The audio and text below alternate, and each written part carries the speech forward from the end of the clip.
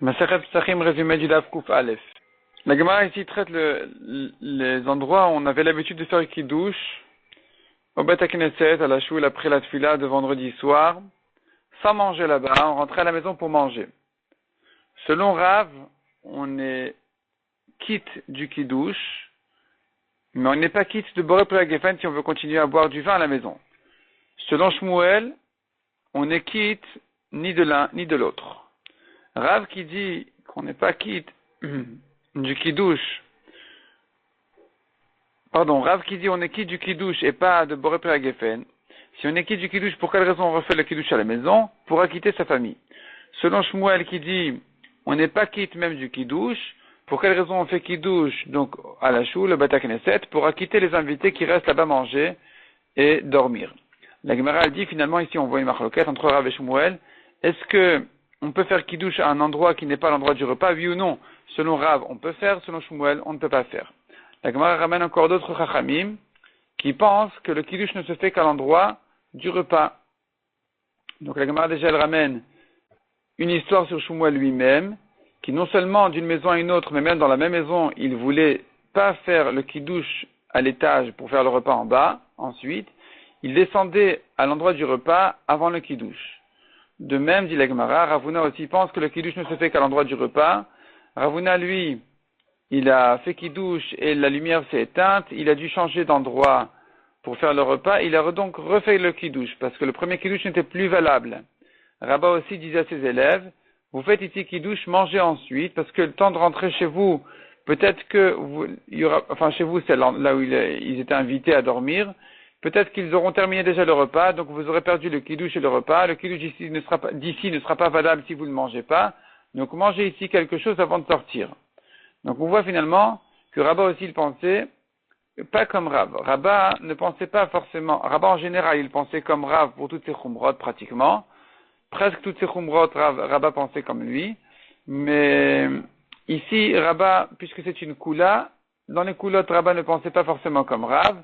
Ce qui est le cas chez nous, où Rav, il est mekel de permettre de faire un kiddush à un endroit qui n'est pas l'endroit du repas, et Rabba, lui, il pensait que ce n'est pas valable.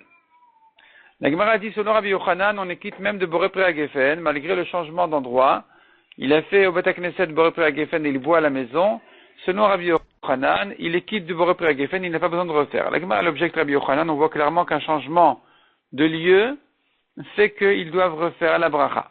La Gemara ensuite ajoute encore une précision importante. Ce qu'on a dit que pour un changement d'endroit, il faut refaire la bracha, c'est que d'une maison à une autre, mais dans la même maison, d'un coin à un autre, c'est pas un problème. On n'a pas besoin de refaire la bracha. Deuxièmement, dit la Gemara, s'il s'agit d'un aliment pour lequel il faut faire la bracha, là on a mangé spécialement, obligatoirement, comme du pain par exemple, il faut faire Birkat Hamazon là où on a mangé, même si on est sorti au milieu, ce changement d'endroit n'exige pas une nouvelle bracha parce qu'on a toujours l'intention, sa conscience, son intention est toujours attachée au premier endroit. Il ne s'est pas détaché du premier endroit parce que de toute façon il doit revenir pour faire la bracha Acharona Birkat Hamazon. Donc, dans ce cas-là, on n'a pas besoin de refaire la bracha. La Gemara ramène là-dessus une discussion. Selon Rav Chizda, c'est comme ça. Selon Rav Shechet, il n'y a pas de différence entre si je dois faire la bracha Acharona là où j'ai mangé ou si je peux la faire ailleurs. Dans tous les cas, dès qu'il a changé d'endroit, il doit refaire la bracha. La Gemara ramène une objection. D'une braïta, on voit que dans quel cas on n'a pas besoin de refaire la bracha? On n'a pas besoin de refaire la bracha que si on a laissé quelqu'un à table et qu'on est sorti et qu'il s'agit de quelque chose qu'il faut refaire la bracha Harona. Là on a mangé, là on a fait le début du repas. C'est là où je dis que puisqu'ils ont laissé quelqu'un à table, ils ont l'intention de revenir. Et donc, ils ne se sont pas détachés du repas, on ne fait pas la bracha. Mais si, sous-entendu, on a laissé personne à table, même si c'est du pain qu'il faut revenir pour faire Birkat Hamazon, eh bien, il faut refaire la bracha, il faut faire la Birkat Hamazon avant de sortir et refaire la bracha de Hamoti en rentrant. Ce qui est une objection contre Rav Chizda, qui disait que quand on doit faire la bracha Acharona après manger au même endroit où on a mangé, eh bien, dans ce cas-là, selon Rav Chizda, même si on a laissé personne à table, on n'a pas besoin de faire la bracha avant de continuer son repas. Quand on sort, on revient ou on revient pas, on n'a pas besoin de refaire la bracha puisqu'on est toujours attaché à la première bracha par le fait qu'il faut refaire la bracha à l'endroit où on a mangé. Alors répond la Gemara, effectivement c'est une marloquette Anaïm. Ce Tana c'est Rabbi Yehuda, Rav Chizda ne pense pas comme lui.